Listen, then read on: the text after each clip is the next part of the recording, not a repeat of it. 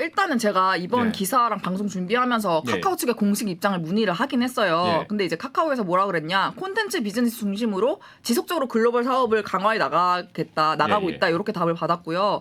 한마디로 여전히 비욘드 코리아라는 캐치프레이즈가 유효하다는 얘긴데요. 근데 저는 사실 이제 카카오가 위기 상황을 극복하고 정말 자회사들의 시너지를 내면서 이 비욘드 코리아를 성공시킬 수 있을지는 좀 지켜봐야 될 것 같은 게요.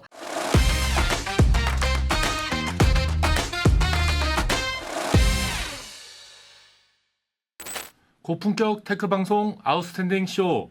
안녕하세요. 아웃스탠딩 쇼의 진행을 맡은 홍선표 기자입니다. 카카오가 한국을 대표하는 IT 기업이라는 사실에 대해서는 아무도 의견을 제시하실 분이 안 계실 텐데요. 하지만 카카오는 최근 몇 년 동안 어두운 터널을 걷고 있습니다. 그룹 고위 임직원들이 연루된 비리 혐의로 인해서 사법당국과 준사법기관의 집중적인 수사도 받고 있고요. 또한 최근 몇 년 동안 활발하게 인수했던 자회사들의 실적도 좋지 않은 편인데요. 오늘은 저희 아웃스탠딩의 정지혜 취재팀장님 모시고 카카오가 인수했던 자회사들의 실적에 대해서 알아보도록 하겠습니다. 안녕하세요. 안녕하세요. 아웃스탠딩 정재 기자입니다. 예, 지혜님, 네. 오늘은 또 어떤 주제를 준비해 오셨나요? 예, 너무 소개를 잘 해주셨는데요. 말씀하신 대로 카카오가 최근 인수한 자회사들이 몇 군데 있거든요. 그런데 이 자회사들의 실적을 살펴보면서 왜 카카오가 되게 야심차게 인수 릴레이를 했는데도 기대보다 못한 성과를 내고 있는지에 대해서 얘기를 좀 해보려고 합니다. 아, 예. 그럼 구체적으로는 또 어떤 자회사들에 대해 살펴보실 예정이신지. 예, 카카오가 자회사가 많은데요. 예, 이번 예. 방송에서는 이제 커머스를 표방하면서 굉장히 야심차게 인수를 했던 두 회사, 그립컴퍼니 그리고 카카오스타일, 지그재그라는 서비스로 유명한 회사죠. 예, 예. 그리고 카카오 엔터테인먼트까지 함께 살펴보려고 합니다. 이 방송에서는 그립컴퍼니는 그립으로 또 카카오스타일은 지그재그로 호칭을 좀 하도록 하겠습니다. 아, 예. 근데 그 카카오 엔터 같은 경우에는 네. 그립 컴퍼니나 좀 지그재그하고는 좀 약간 다른 유형의 회사 아닌가요? 다른 유형의 자회사 아닌가요? 네, 맞습니다. 말씀하신 대로 카카오엔터는 그립이나 지그재그처럼 이제 다른 회사를 카카오가 인수한 케이스는 아니라고 예, 예. 할 수 있는데요. 이제 원래 카카오 산하에 있던 카카오 페이지가 카카오의 다른 자회사인 카카오 M을 합병하면서 만들어진 게 바로 카카오 엔터테인먼트입니다. 하지만 카카오 엔터 산하에 있는 많은 회사들 중에서 카카오의 지원과 리드를 받아서 인수를 한 곳이 꽤 있거든요. 예, 예. 그리고 또 카카오가 주창했던 비욘드 코리아의 천병은 사실 누가 뭐래도 카카오 엔터테인먼트였기 때문에 카카오가 이렇게 카카오 엔터가 어디를 투자할 때 이제 거액의 투자권의 지원을 아끼지 않았던 것이기도 하고요.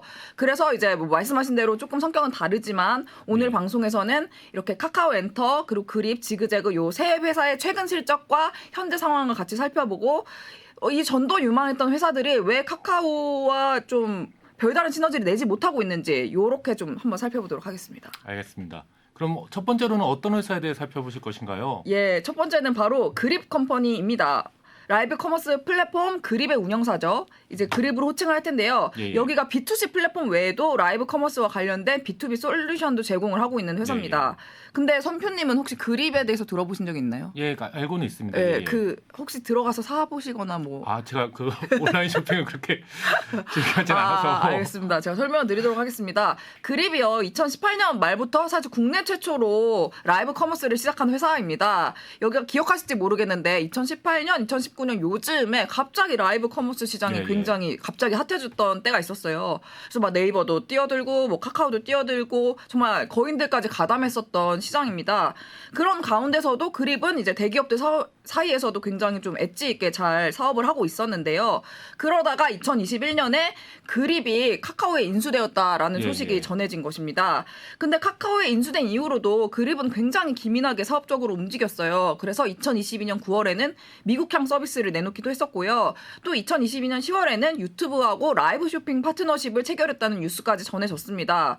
당시에 저는 그립 대표님이랑 인터뷰까지 했었는데요. 정말 그 대표님의 진정성과 굉장히 기민하게 빠른 움직임에 굉장히 깊은 인상을 받았던 기억이 있습니다. 예, 근데 뭐 진정성과 그런 기민한 전략도 당연히 좋지만은 예. 결국 그런 거는 모두 다 실적으로 이제 평가를 받는 건데 그렇습니다. 최근에는 그러면 어떻게 그 그립의 경영 실적이 어땠는지. 예, 말씀하신 대로 예, 예. 경영 실적이 중요하죠. 그렇죠. 일단 그립 컴퍼니의 최근 3년간 실적을 함께 살펴보겠습니다. 그래프를 보시면요. 일단 가장 먼저 눈에 띄는 것은 매출보다 훨씬 큰 네. 영업 손실입니다. 그림의 매출 추이를 보면 사실 나쁘지는 않아요. 2021년에 70억 원, 2022년에 131억 원, 2023년엔 182억 원으로 성장세가 나쁘지 않고 3년 연속 매출이 이렇게 쭉 올라갔잖아요. 예, 예. 그래서 사실 라이브 커머스 시장에서 매출로만 따지면 그립이 1위인 것은 맞습니다. 네. 하지만 비용 구조가 너무나 무거워서 매출보다 훨씬 더 큰 영업 손실을 내고 있다는 것이 좀 문제 상황인데요. 그립의 영업 손실은 2021년에는 마이너스 110억 원, 2022년에는 마이너스 285억 원, 그리고 2023년에는 조금 줄어든 마이너스 273억 원인데요. 예, 예. 그래도 여전히 매출보다 훨씬 큰 적자를 내고 있는 상황입니다. 아, 예, 그래프를 보니까 확실히 영업 손실액이 네. 매출보다 더 훨씬 큰 거를 지금 네. 잘 보여주고 있는데, 맞습니다. 근데 왜 그러면 이렇게 비용 구조가 무거운 건가요? 제가 예, 예. 한번 살펴봤는데요. 예. 그립의 2023년도 재무제표에 나온 비용 구조를 보면요. 예, 예. 2022년도 대비해서 인건비가 일단 75억 원에서 118억 원으로 크게 늘었습니다. 이제 사업을 확장하면서 인원을 좀 많이 뽑고 또 예. 몸값이 높은 직원들도 이제 모셔오고 그래서 그런 거겠죠.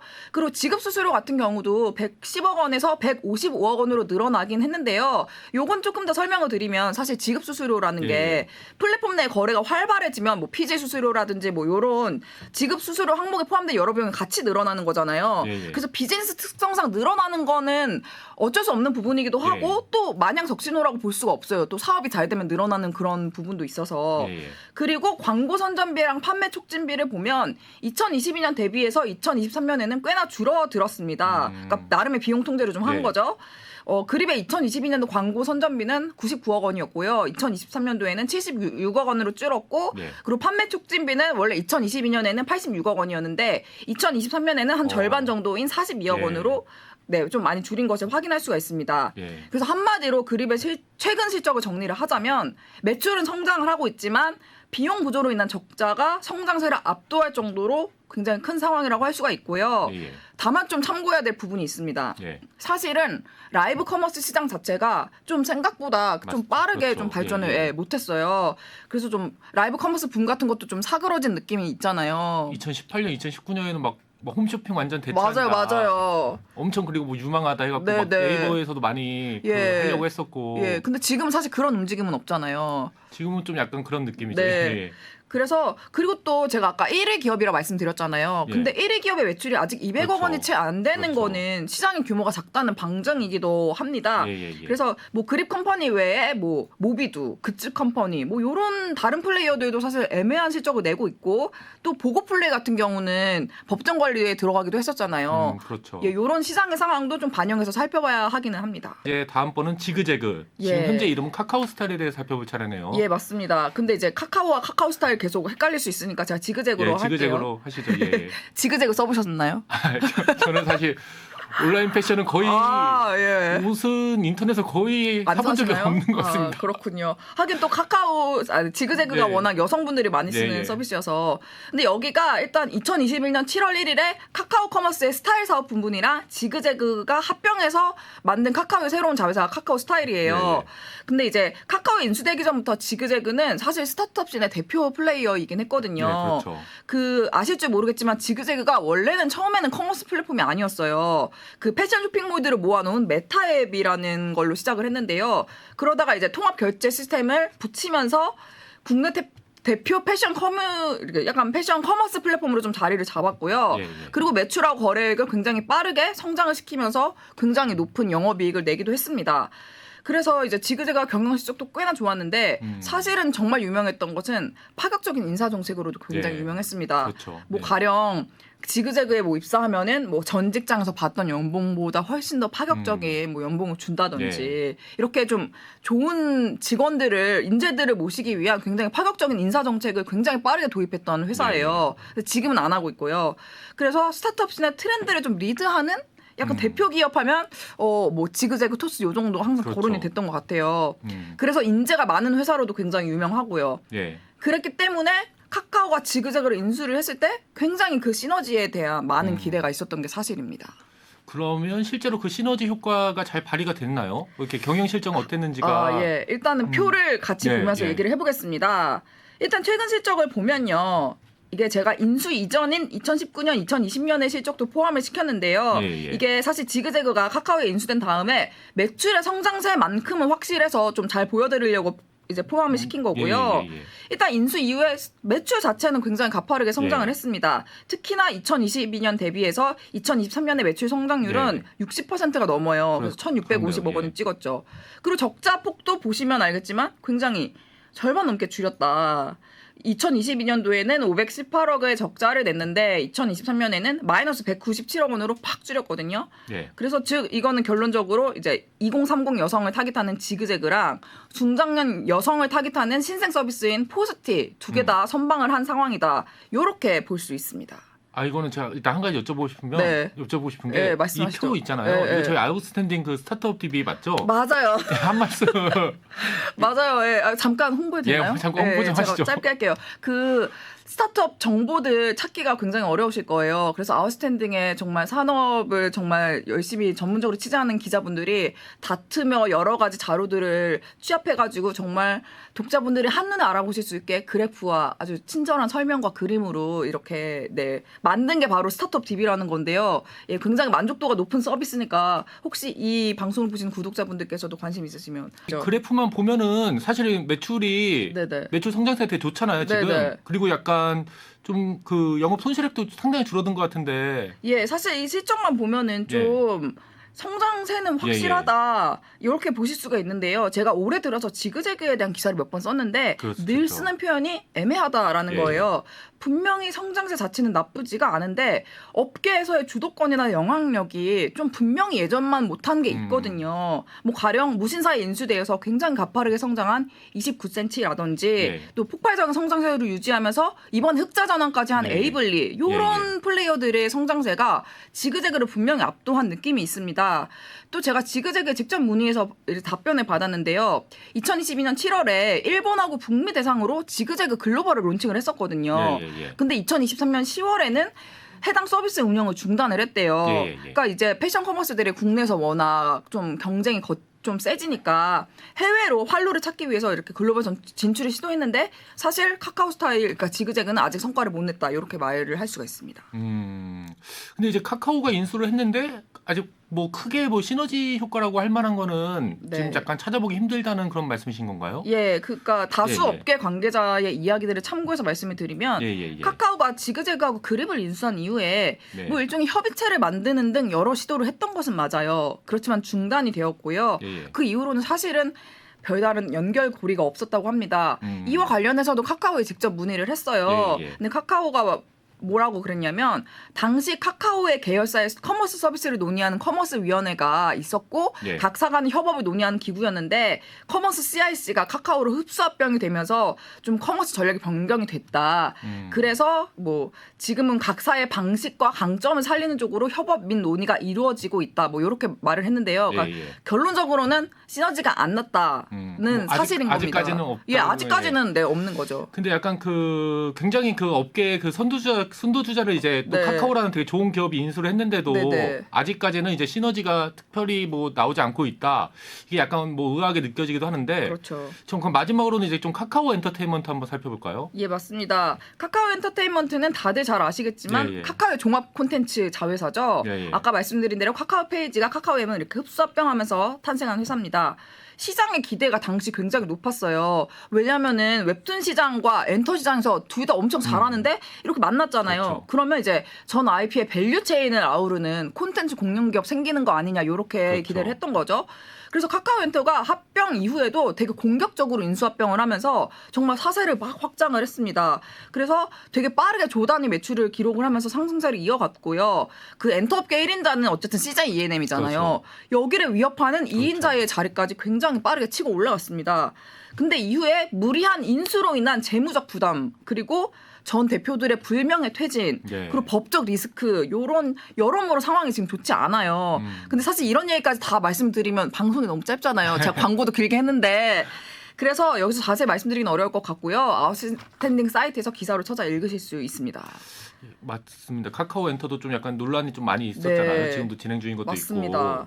그러면은 그 여기는 뭐 실적이 어떤지 여기도 한번 좀 살펴보시죠. 예. 네, 일단 그래프를 한번 보시면 가장 먼저 눈에 띄는 것은 매출의 성장세가 답보 상태라는 것, 예. 그리고 2022년 적자 상태였다가 2023년에는 다시 소폭의 흑자 전환을 했다는 것입니다. 예. 조금 더 자세히 살펴보겠습니다. 일단은 카카오엔터의 매출 구조를 아셔야지 이해를 하실 수 있을 것 같은데요. 예. 예. 카카오엔터의 사업은 스토리, 뮤직, 미디어 이렇게 3개 부문으로 나뉩니다. 스토리 부문은 유명한 그 카카오 웹툰이랑 카카오 페이지가 포함이 되고요. 여기에 광고 매출, 콘텐츠 매출, 플랫폼 제공 서비스 매출 이렇게 포함이 되는 거고요.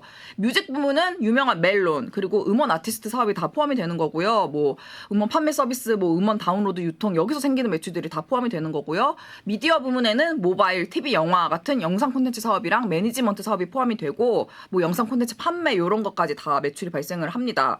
그렇다면 2023년 세 개의 사업 부문의 실적이 어떠냐 이게 중요하잖아요. 네, 그렇죠. 일단 스토리 사업 부문의 매출은 5,307억 원, 뮤직 사업 부문의 매출은 9,985억 원, 미디어 사업 부문의 매출은 3,442억 원이었는데요. 사실 스토리랑 미디어 사업 부문 같은 경우는 사실 전년 대비 역성장했습니다. 네. 그러니까 2022년에는 스토리 사업 부문이 매출이 5,588억 원, 미디어 사업 부문 매출은 4,123억 원이었어요. 근데 이제 특히 세 개 부문 중에서 가장 큰 비중을 차지하는 뮤직 사업 부문의 매출은 2022년에는 8,935억 원이었거든요. 근데 2023년에는 9,985억 원으로 증가하기는 했어요. 그런데 그 사실은 2021년에는 원래 4천억 원대 수준이었다가 2022년에 2배 가까이 뛰었거든요. 네. 근데 2022년에서 2023년으로 가면서는 뭐 약간 성장세가 굉장히 둔화된 상황이거든요. 예, 그래서 정리를 하자면 주요 3개 사업 부문 중에서 2개 부문은 역성장을 했고요. 1개 부문의 성장세도 네. 확연히 둔화했다. 이렇게 정리를 할 수가 있습니다. 근데 그 카카오 엔터도 자회사 중에서 그 스타쉽 엔터라는 데도 네. 갖고 있잖아요, 자회사로. 맞아요. 또 그리고 거기 보면은 약간 걸그룹 아이브가 아이고 좋아하세요? 모릅니다. 제가 걸그룹도 잘 몰라갖고. 아, 예. 아이브 알긴 아시죠? 예. 예. 예, 알긴 알고 있습니다. 예. 네, 네. 근데 걸그룹 아이브가 워낙 잘 나가니까 잘 되죠. 뭐 스타쉽 엔터가 잘 될 거고 그러면은 당연히 그 지분을 갖고 있는 카카오 엔터도 잘 되는 그런 네. 구조인 것 같은데 그렇지가 않은 건가요, 아, 일단은 스타스 예. 벤터는 지금 되게 잘 되고 있는 거 맞거든요. 예. 2023년에 매출이 2,019억 원에 영업이익을 무려 458억 원에 냈어요. 예, 굉장히 예, 선방을 예. 한 거죠. 왜 2021년에는 매출이 612억 원, 영업이익이 42억 원이었는데 2년 만에 매출이 3배가 됐고 영업이익은 뭐 10배가 넘게 늘어났잖아요. 근데 문제는 스타쉽 엔터만 이렇게 잘하고 되게 많은 자회사들 중에서 획기적인 실적을 내는 데는 사실 없어요. 예, 그래서 좀 역부족이다.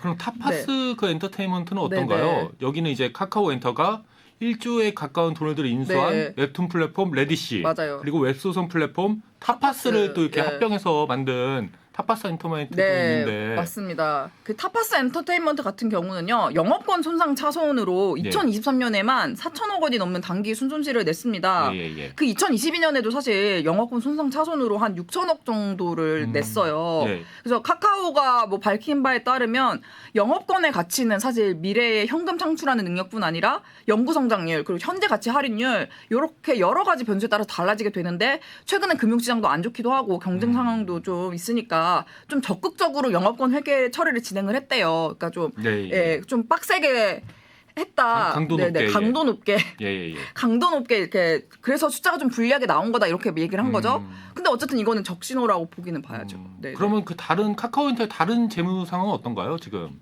재무 상황이 솔직히 그렇게까지 나쁘진 않거든요. 예, 일단 예, 부채 비율이 131%로 사실 그렇게 높은 편은 아니에요. 예. 보통 뭐 200 넘으면 높다고 하잖아요. 예. 물론 그 200이 뭐 어떤 근거가 있는 건 아니지만 근데 현금성 자산이 5,676억 원으로 꽤나 넉넉한 편입니다. 예. 이게 2023년 초에 해외 유수의 국부펀드로부터 한 1조 넘게 투자를 받았었거든요. 그래서 그게 아직 남아있는 거고요.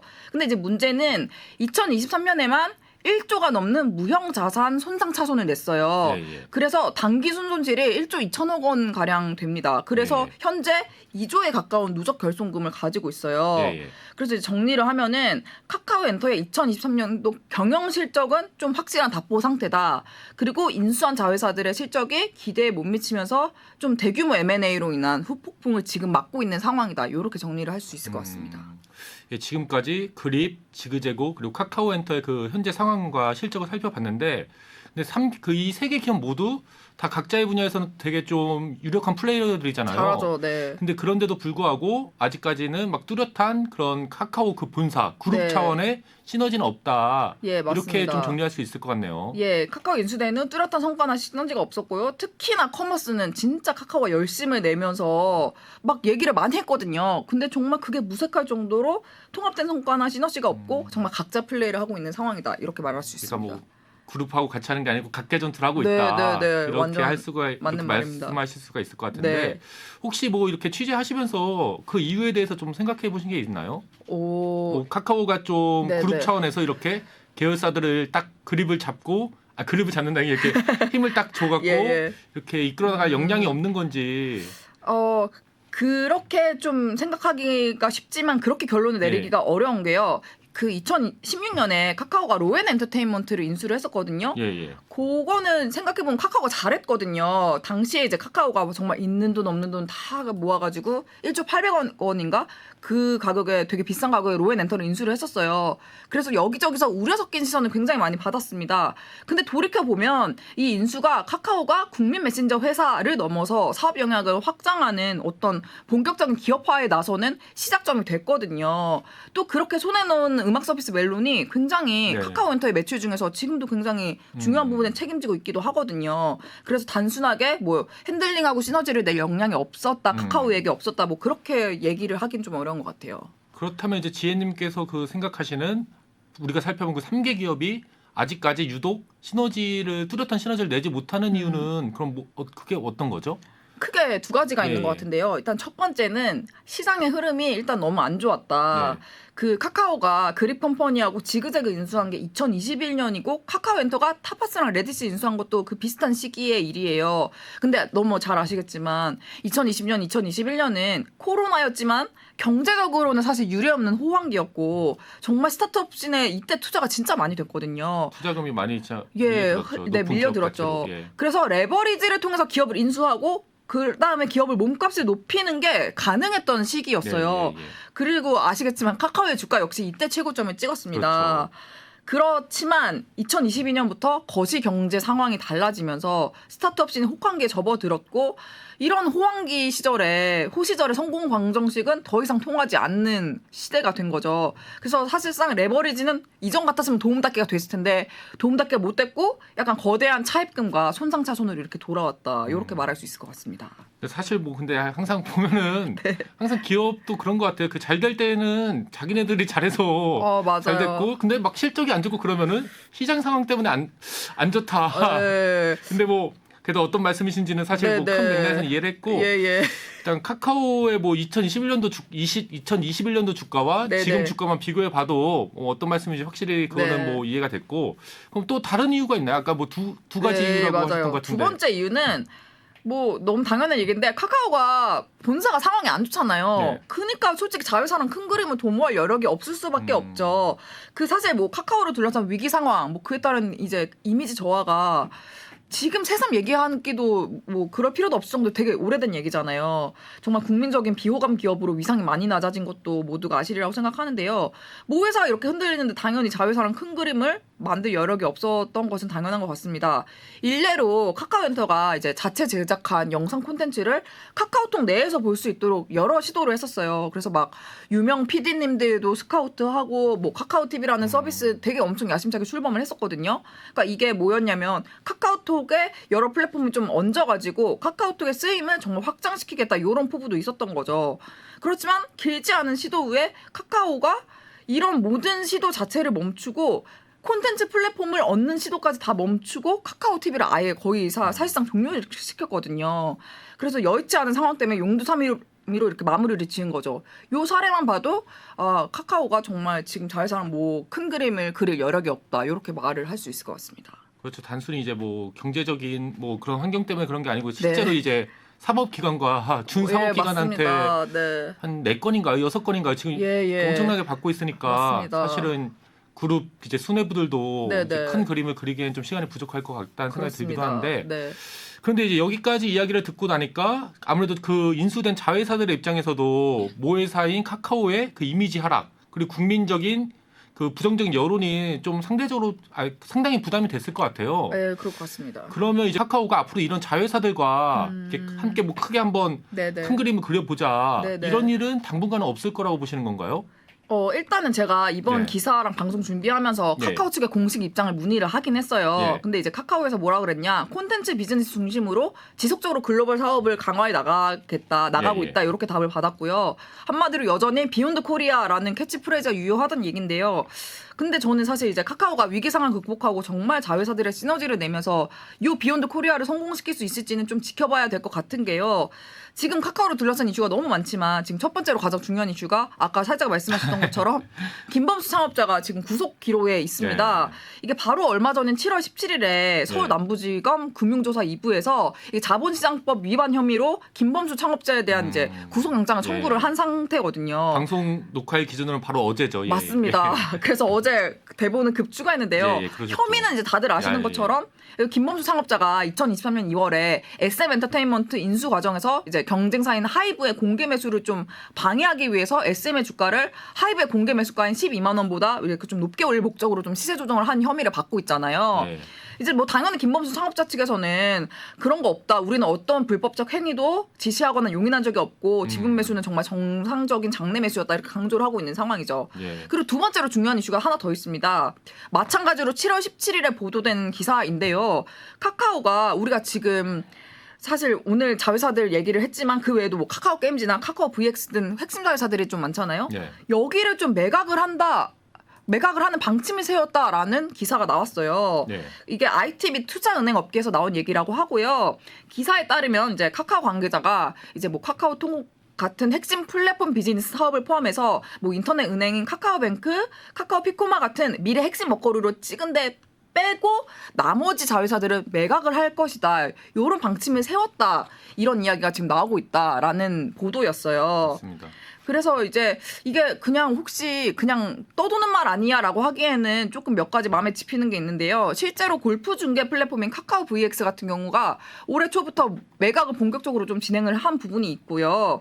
또 카카오 게임즈 같은 경우도 카카오 VX를 매각을 하면은 뭐 본격적으로 새 주인 찾기 나서지 않겠느냐 이런 이야기가 나오고 있는 건 사실이거든요.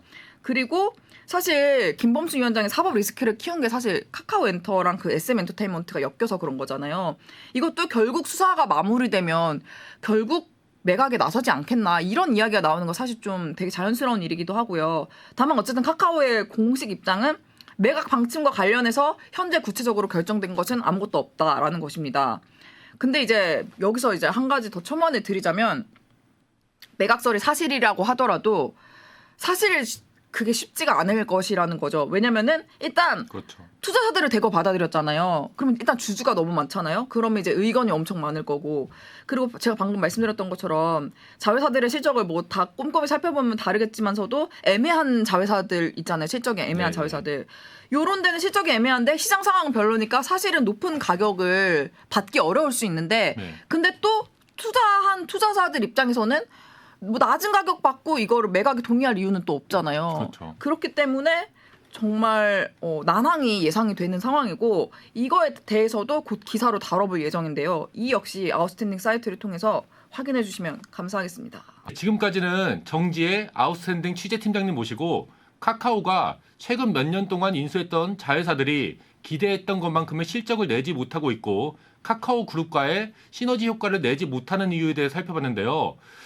최근 몇 년 동안 카카오가 좀 힘든 상황에 처해 있는데 그래도 카카오가 굉장히 양질의 일자리도 많이 창출하고 그럼요. 국민 경제에 굉장히 기여를 하고 있는 큰 기업인 만큼 빨리 이런 문제들이 잘 해결돼서 빨리 그 기업 경영이 정상 궤도에 돌아오길 바라겠습니다. 앞으로도 IT 업계 이슈에 대해서 쉽고 정확하게 설명드리는 아웃스탠딩 쇼가 되도록 하겠습니다. 오늘 방송은 여기서 이만 마치도록 하겠습니다. 감사합니다. 감사합니다.